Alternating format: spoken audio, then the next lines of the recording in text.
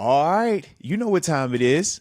You seen him up here with me about a week ago. Shout out to the homie Dom, usually behind the scenes, but has been stepping it up of lately, man.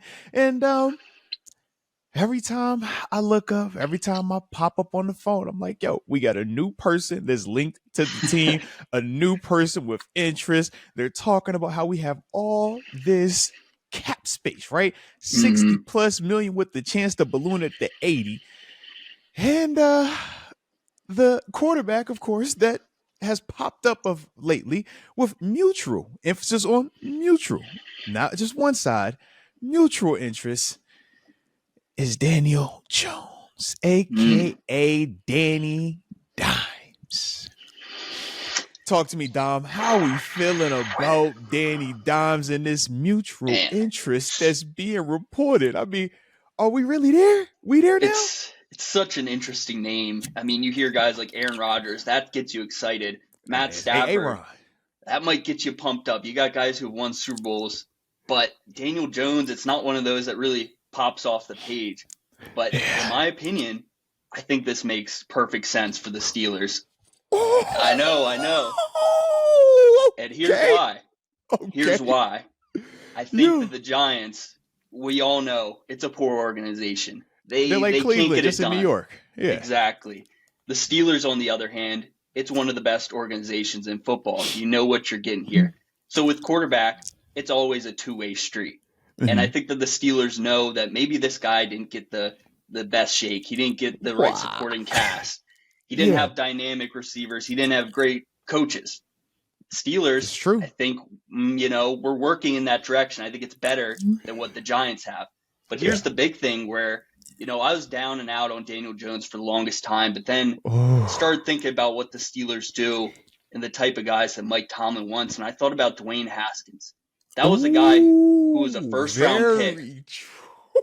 you know, probably wasn't a guy who people expected to be drafted in the first round that high. Same thing with Okay. Daniel Jones. People were Okay. furious when they took him. Out And of Duke, obviously, things absolutely. didn't Yeah. pan out with Dwayne Haskins in Washington, but the Mm-hmm. Steelers ended up giving him another shot. And I think, obviously we didn't have The the full optimism time. was crazy high over here behind him too, man. Exactly. And there are guys like, Mike Tomlin would love a guy like Chase Young, guy who Oh, maybe of course. another Yeah. Washington guy, Mm-hmm. first round pick who didn't give the best opportunity, but Yeah. now he knows that he can give these guys these shots. Yeah. And I think, especially like you mentioned with the cap space, this is one of those guys where we don't have to spend a ton of money like a Russell Mm-hmm. Wilson and Aaron Rodgers or Matt Stafford. So Yeah. is it my number one pick for the Steelers quarterback? Definitely not. But I could see it making a lot of sense. Dom, I was not expecting you to come up here and cook like this today.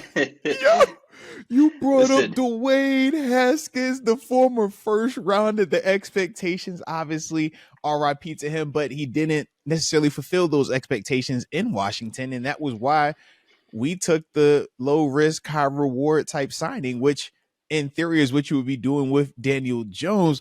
Whoa, I was not expecting that, Dom. I hmm was not expecting that one. Okay, and okay. I got another one, which All might right, talk be to me. it Talk to might be me. even further of a stretch here, but stick with me here. Okay, okay. Let's think about Drew Brees and how his career started All right, with I'm the following you. Chargers. It Mm-hmm. was very shaky at first. I think in his Yeah. second or third year, he had more interceptions than touchdowns thrown. Mm-hmm.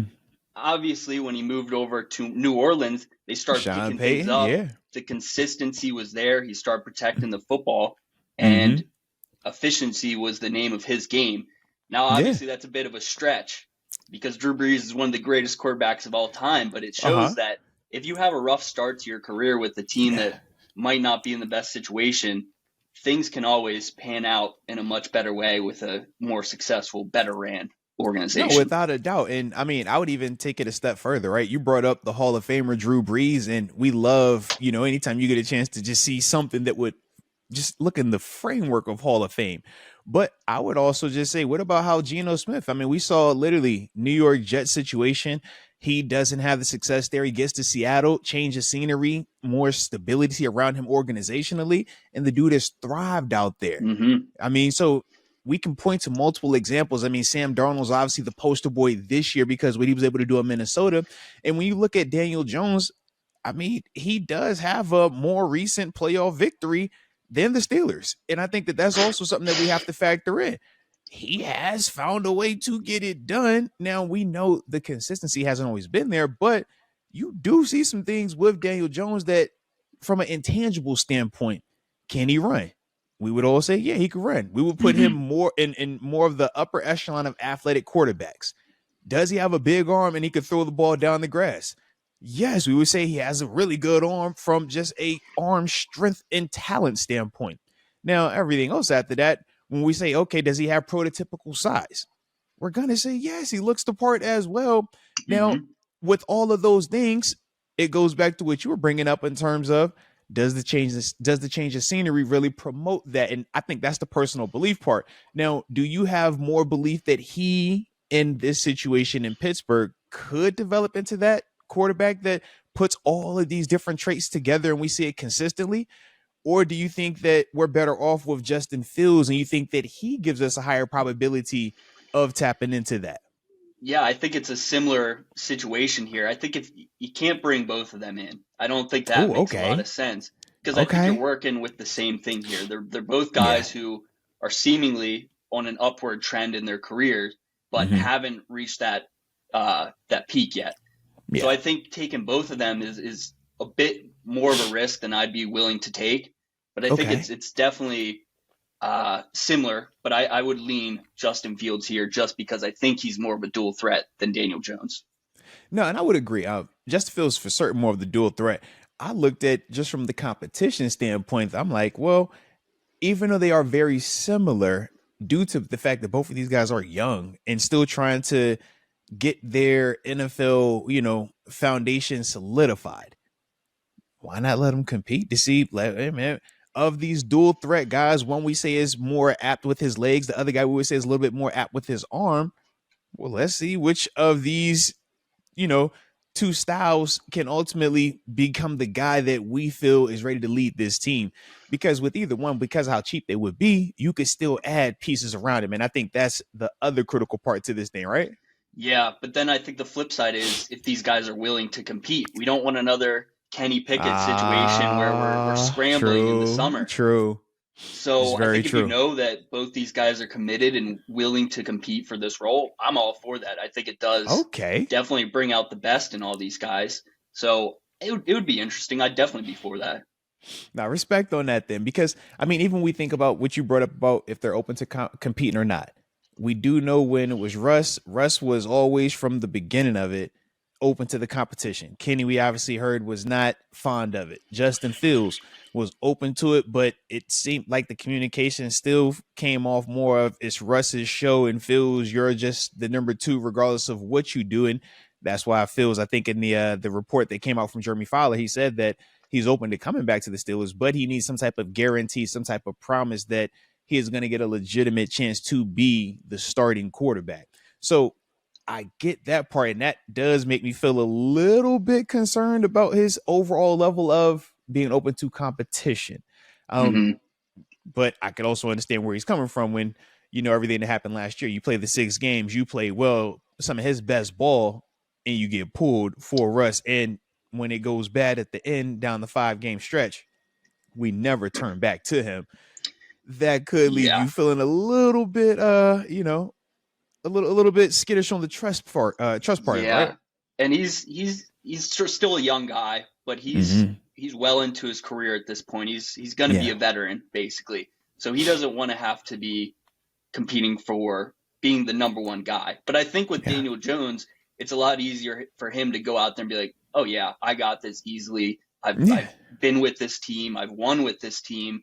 Compared to Mm-hmm. going up against a guy like Aaron Rodgers, who has a decade plus of experience, tons Yeah, of money committed to him. It's just it's just it's loud, it's not a man. It's a fair lot of it's not a fair energy. The battle. fans, the fans are gonna be over here like, oh yeah, Yeah, it's his job. He's got this. He won this already. It's him. Yeah. exactly. Where I feel like if it was Daniel Jones, he's got the support of the fans, he's got the experience with the coaching staff and the front office. I think he'd have a much better and, Yeah. and fair shot against Daniel Jones than a veteran with a Okay. lot of money committed to him. No, I like that right there. Like I said, I'm surprised, man. You might be the first person that I've heard, at least on the microphone, Talk about being open to Daniel Jones, man. I'm like, He hey has now. moments. All He has right. moments. He He was a first round pick does. for a reason. He does. It's the weirdest thing. Like, he does do a lot of the things that you would want in the guy. And that's Yeah. why he was took where they took him at in the first round. And that's why even he got the money committed to him, picking up the franchise tag and then signing the long-term deal. Mm-hmm. Consistency has been his Achilles heel, though. Yeah. But he has everything that you, if he was coming out in this draft right now, you're going to look and say, he has every single thing that you want in any of, the quarterback prospects. So you're not off, man. I could definitely see what you're on, man. For certain, I can see what you are on. But with that being the case, though, we do also know that, we would need to have another player in the backfield and knowing what they're going to do with him. And I'm talking about Najee Harris, because we know that's been the big dog, the alpha in the backfield for the past 4 seasons, but contract is coming to a close sooner rather than later. So what are you doing with Najee Harris? Are you bringing him back? And if you are, at what number? Because it's about 15 is what we're hearing is the new high that guys are going for. Shout out to James Cook. And then we know 10 mil was the Ramondre Stevenson floor that was set, or at least the lower end side that was set a couple of years ago as well. Mm-hmm. I think Najee Harris is a great running back. I think he's been very good for the Steelers, but unfortunately, I think the cost, even with that Ramondre Stevenson deal, if that was the base, I think that's still too much. His role on the offense was critical, but at the same time, it's not irreplaceable. I think the production isn't worth the cap hit. I think that there are many better alternatives out there where we can get it for a much cheaper price. I think it's a high-priced asset. Hey. We shouldn't get tied down to it. That seems like the trend in the NFL. And this is true. Yeah. I think with Najee Harris, $10 million wouldn't be it. I think it'd be $14, $15 million. That's just a heavy commitment, especially with the position. That's a lot. Yeah. Wouldn't be lasting. How much longer can we expect Najee Harris to keep it up at this level? That's the question. Mm-hmm. And I don't think it makes sense. Now, at the same time, I can see why some Steelers fans would be hesitant, because you don't want to be like the Titans with Derrick Henry giving up on a guy. And then he goes with the Ravens. He looked phenomenal. But especially you don't want to be the Giants with the Saquon Barkley who ends up winning the Super Bowl. They said Naj to Kansas City is over. They said Naj to LA with the Chargers, it's a wrap. That's what they saying, Dom. I'm just reporting the news, man. They said if James Cook leave Buffalo, Naj go up there to Buffalo, it could get weird. That's all they said. It could get real weird, man. Yeah. I would be happy, for Najee if he won a Super Bowl somewhere else. He's always been good. He's always played hard. But I don't think he'd be the type of impact that a Saquon Barkley is on the Eagles. Anybody can watch Saquon Barkley and Derrick Henry and know that they're on a different caliber than Najee Harris. If Najee Harris was on that caliber, I'd be all for giving him $15 million a year. But he's not. He's impressive, but he's just not on that level. So unfortunately, I just don't think he's going to be a Steeler next year. I dig what you're saying. And trust me, man, if we're talking about Najee getting upwards of $14, $15 million, listen, we appreciate you, Najee, but you gotta go, bro. You gotta go hard. It's too much. Wish you nothing but the best. I hope you get all that money and everything works out. But we just can't give you that here. All right. But the flip side is this, though. Najee leaves. Which way do you want to go to, replenish that? I mean, we got the Nick Chubbs out there. We keep hearing about him all of a sudden popping up on the radar. We know in the draft, you got your Marion Hamptons, you got your Travion Hendersons, Caleb Johnson and company. I mean, does anybody get you, one way or the other just yet as you, start to think about, man, how I would replace Najee's production? Because 4 years, 1,000-yard rusher every year is simple to do, but not a lot of people do it for some reason. Yeah. I think we already have a workhorse back in the building with Jaylen Warren. He had some injury issues this past season, but I think he gives you the same type of every down back type of play that Najee Harris did. So I don't think you're losing a ton with that. But I think the NFL now, it's definitely a 1-2 punch. So drafting, I think, would give us a better running back than a Nick Chubb, but Okay. it all depends on the price. It's Nick Chubb, though. I know, but Nick Chubb off of a knee that, basically was exploded. And a foot, right? Knee and the foot back to back. Yeah, but he's came great. back, he's a legend. though. He came back, though. It's Chubb, bro. He came back, but he was not the same. And I'll never doubt Nick Chubb. He's a dog, but I'd rather go with the upside play, get somebody in the draft maybe. I'm not really 100% sure where Ashton Genty is going to land. I don't know if he'll get to that pick. I've seen somewhere they had him dropping. I'm like, hold on now. He dropping that low? Now, I know we don't take running backs in the first round. Dom, we don't take backs in the first round, but if Genty is sitting there at 21, I'm just saying, what are we talking about, man? He seems generational. So yeah, we don't move up to get him, but he can fall to us now. Yeah. So, I'd love Genty, but that seems like a reach. But I'm all in on Jaylen Warren. Think he's going to be able to fill in the void that Najee Harris is going to leave. Okay. I can dig that then. I can definitely dig it. Well, I'm liking how we doing this thing right now, man. And I'm just telling you, y'all in the comment section, let us know, man. Seeing how y'all was rocking with the homie last time, man. I like the energy, man. So keep responding. Keep letting us know how you feel about his takes and hit that like button, of course. And don't forget to subscribe either if you are new to the channel. But Dom, we're going to do this again because Combine's starting up, all right? So we got to start tapping into some of these draft prospects and who specifically we liking, all right? That's right. Appreciate you as always, baby. And yes, sir. Let's get it. And until next time, baby, peace.